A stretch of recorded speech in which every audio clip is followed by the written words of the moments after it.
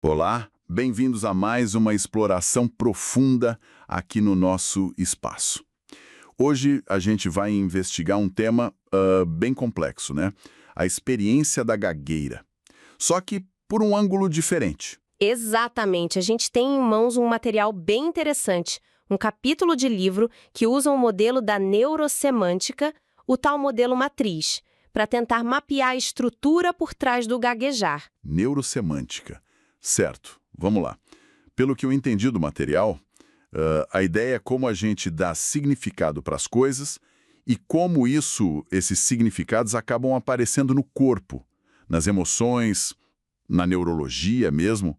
É por aí. Isso mesmo. Como a nossa mente e corpo, o neuro, processam e incorporam os significados, a semântica que a gente cria. E a ideia-chave desse modelo que a gente vai analisar é que toda experiência humana, sabe, mesmo algo que parece involuntário como gaguejar, tem uma estrutura, uma lógica interna, quase como um programa de computador rodando ali por trás. Um programa. Então a proposta aqui não é focar tanto, talvez, nas causas físicas, genéticas, que a gente às vezes ouve falar, mas sim em como a mente e as emoções organizam a experiência de gaguejar. É isso. Perfeito, mas olha, é super importante dizer, o nosso objetivo aqui não é de jeito nenhum dar diagnóstico ou tratamento, isso é com os profissionais da área, claro. O que a gente vai fazer é destrinchar como esse modelo específico descreve a criação e a manutenção dessa experiência, olhando para os significados e para os estados emocionais que sustentam isso, como mente e corpo interagem nesse processo, segundo essa visão, né? Entendi. E essa ideia de mapear a estrutura da experiência, isso é só desse modelo matriz ou tem outras abordagens parecidas? Não é exclusivo. Outros modelos sistêmicos já apontavam para isso. O próprio material que a gente está vendo cita o hexágono da gagueira do John Harrison. Ele já conectava, assim, fisiologia, comportamento, emoção, percepção, crenças, até as intenções da pessoa ao falar. A ideia já era que se você mexesse em um ponto, o sistema todo podia mudar. O modelo matriz, que é o foco hoje, busca detalhar mais a parte da semântica mesmo, os significados que a pessoa liga à falta de fluência. Certo. Então, o ponto central parece ser essa mentalidade, né? As lentes que a pessoa usa para se ver falando. E como essa mentalidade se constrói? O modelo que a gente leu descreve um passo a passo quase, né? Sim, o material descreve uma sequência. É como se fosse, assim, a receita para criar, claro que involuntariamente, a experiência de gaguejar. O primeiro ingrediente-chave, segundo o modelo, é o ato de classificar. Classificar? Como assim, classificar? Dar um nome? Exato. Pegar uma hesitação normal, sabe? Uma pausa para buscar uma palavra, coisa que todo mundo faz, e colocar um rótulo pesado. Isso é gagueira. E pior ainda, levar para a identidade. Eu sou o gago. Aí pronto. A partir daí, a coisa ganha uma existência própria na mente da pessoa. O material até lembra uma coisa que o Wendell Johnson falou: se numa cultura não existe a palavra para algo, a experiência como a gente conhece pode nem existir do mesmo jeito ali. O nome dá poder. E o texto fala uma coisa interessante, que a tentativa de evitar essa hesitação que foi rotulada acaba, criando o bloqueio de verdade. Meio paradoxal isso. Exatamente, esse é um ponto central. A atenção para não hesitar gera a própria interrupção. E junto com isso, acende um alerta interno de medo. O que vão pensar de mim? Vão me achar burro, incapaz? O bloqueio físico vem quase como resultado dessa luta interna contra a hesitação e do medo do julgamento. Então essa classificação inicial já vem carregada, sabe? Entendi essa faísca inicial. E depois de rotular, o que vem? A emoção entra com mais força, imagino? Sim, o próximo estágio que o modelo descreve é carregar essa gagueira, que acabou de ser nomeada, com emoções bem negativas e fortes. Medo intenso, vergonha, às vezes até um desprezo por si mesmo.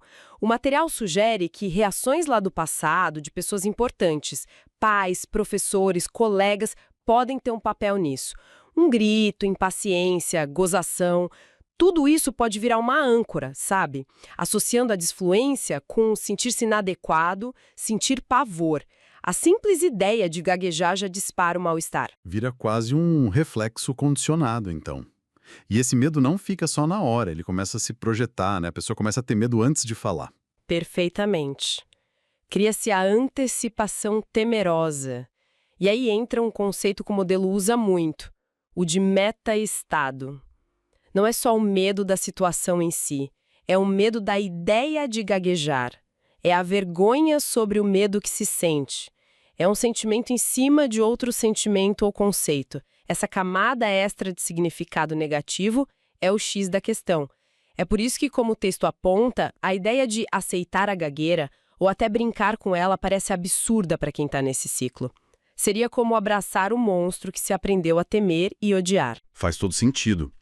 Primeiro rotula, depois carrega de emoção ruim, e o modelo fala de algo ainda mais fundo, sobre o significado que a pessoa dá para isso tudo, né? Sim, aí a coisa complica mais. A pessoa começa a temer não só o ato de gaguejar ou a sensação, mas o que isso significa sobre ela e sobre a vida dela. O medo se conecta a crenças negativas lá na base. O modelo chama essas áreas de matrizes. Matrizes. Tipo, áreas da vida onde esses significados ruins se alojam. Quais seriam essas matrizes? O texto detalha algumas principais, sim. A matriz do self, do eu, onde entram crenças tipo eu sou inferior, eu tenho um defeito, sou inadequado. A matriz do poder, não tenho controle sobre mim, sou incapaz. A matriz dos outros, vão me rejeitar, vão rir de mim, vou ficar sozinho. E a matriz do mundo, não vou conseguir um bom emprego, não vou ter sucesso nos relacionamentos. Quer dizer, a gagueira deixa de ser só um problema na fala e vira uma prova constante dessas crenças negativas profundas. Nossa, isso muda tudo na experiência da pessoa. Falar vira um campo minado existencial. E o modelo ainda fala de um ciclo que se alimenta disso, né? O tal loop do medo. Exato. Esse é um ponto crítico para manter o problema. A pessoa começa a ter medo do próprio medo. O pensamento interno é algo como: nossa, se eu sinto tanto medo assim, deve ter algo muito errado comigo. Sentir-se inadequado gera medo, aí o medo confirma a sensação de inadequação, que gera mais medo, vira um ciclo vicioso mesmo. O texto chama isso de reações semânticas. A própria ideia de gaguejar ou de sentir medo já dispara reações físicas e emocionais muito fortes. E tentar lutar contra isso, tentar parar de sentir medo ou parar de gaguejar na marra, só piora as coisas. Segundo o Modesto, sim. A intenção de parar acaba alimentando o ciclo. É como tentar apagar fogo com mais fogo, ou gasolina, né? A luta interna só aumenta a tensão e o medo. Aí se adicionar também crenças limitantes para justificar continuar no problema. Ah, isso é genético, não tem jeito, é a minha sina, melhor nem tentar muito na vida. E a pessoa fica presa numa autoconsciência dolorosa, se observando com vergonha e medo, revivendo falhas do passado e projetando no futuro. O tempo vira inimigo, trazendo memória ruim e antecipação ruim. Uau! Olhando essa receita que o modelo descreve, fica muito claro como o simples ato de falar pode ficar carregado com um peso psicológico gigante. Falar deixa de ser só comunicação e vira uma prova de valor pessoal. Exatamente isso. O resultado final, olhando por essa lente, é que o problema central não está na pessoa em si, mas nos frames mentais, nas molduras mentais que ela construiu em volta da fala e de si mesma. Crenças como eu preciso ser perfeitamente fluente o tempo todo, errar é humilhante demais, a opinião dos outros define quem eu sou. Essas molduras criam a tensão e levam aos problemas secundários, ansiedade social, baixa autoestima, evitar situações. Ok. Acho que a lógica de como o problema se estrutura, por essa visão, ficou mais clara. Mas se essa estrutura é, de certa forma, construída, o modelo também sugere que dá para desconstruir, ou construir algo diferente no lugar. Como seria esse caminho contrário? Sim. O material também descreve o processo para criar o que ele chama de não gagueira, ou, melhor dizendo, uma relação mais saudável e funcional com a fala. E como você já percebeu, envolve mudanças que podem parecer bem contraintuitivas para quem está preso naquele ciclo que a gente descreveu.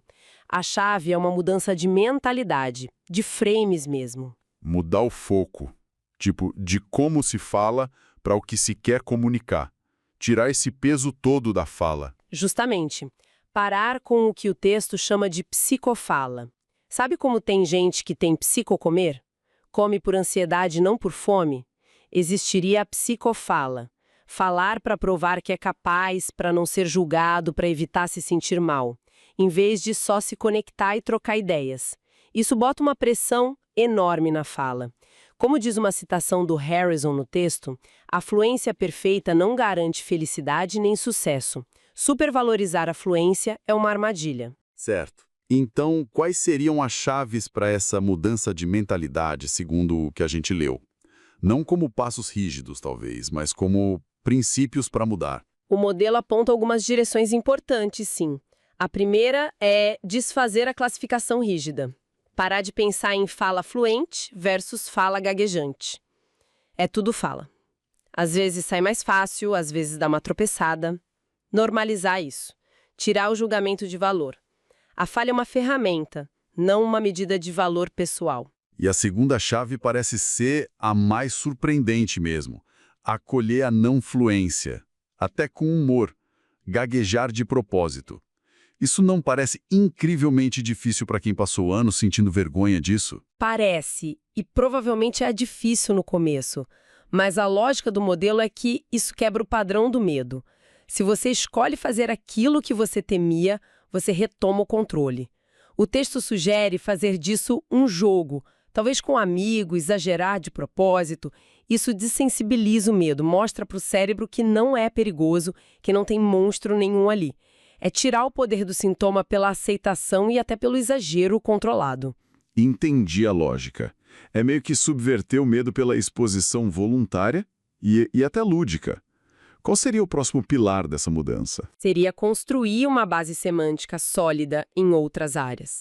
Ou seja, fortalecer o senso de valor próprio independentemente da fluência. Reconhecer qualidades, habilidades, valores que não têm nada a ver com o jeito de falar.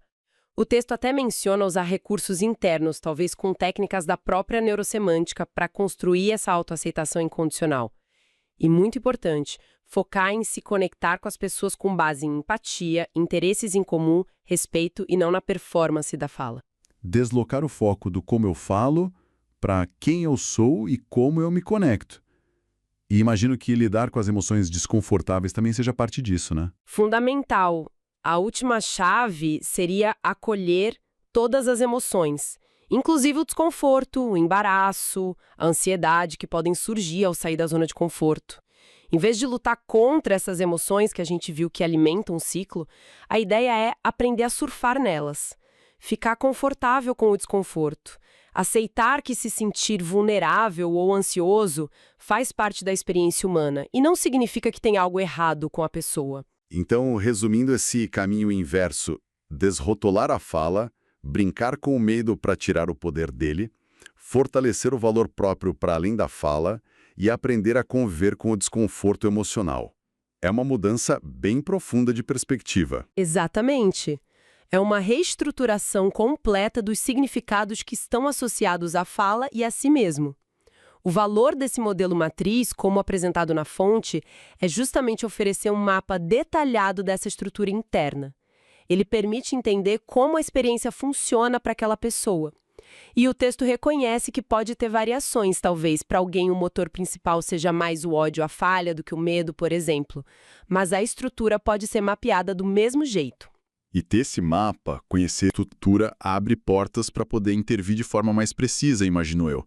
Se você sabe como algo foi montado, você sabe onde apertar os parafusos para desmontar ou modificar, né? Precisamente. Conhecer a estrutura possibilita mudança direcionada.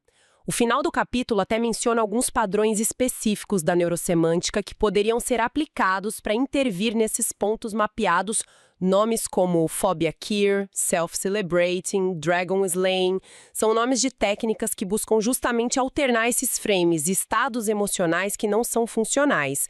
A ideia é, se a gaguejar foi aprendida, mesmo que inconscientemente, pode-se aprender uma nova habilidade de falar com mais liberdade. Recapitulando, então, a nossa análise de hoje, A perspectiva da neurosemântica e desse modelo matriz que a gente explorou nos apresenta a gagueira não só como um evento físico, né, mas como uma experiência bem complexa, com uma estrutura que foi aprendida e que está profundamente ligada aos significados, às crenças e aos medos que a pessoa foi incorporando ao longo do tempo. Isso. Mesmo que no dia a dia a sensação seja de algo automático, fisiológico, uma força do hábito, como diz o texto, a origem dessa automaticidade, segundo este modelo, estaria nesses padrões de pensamento e sentimento que acabaram se tornando neurofisiologicamente instalados.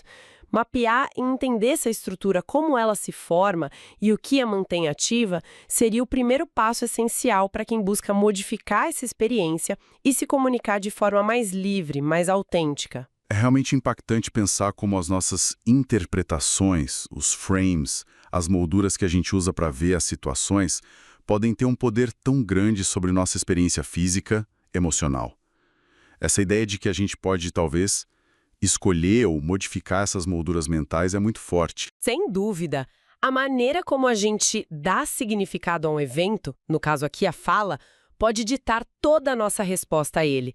O material que a gente analisou sugere que uma mudança nesses quadros internos, nessas matrizes de significado, pode transformar radicalmente a experiência que a pessoa vive. Fica a reflexão, então. Será que a gente não aplica frames limitantes em outras áreas da nossa vida? Criando loops parecidos sem nem perceber? O que aconteceria se a gente parasse para analisar a estrutura dos significados por trás de outras dificuldades ou desafios que a gente enfrenta? Uma excelente pergunta para a gente levar. Nossa análise hoje foi bem focada na aplicação desse modelo à gagueira, conforme a fonte que a gente usou.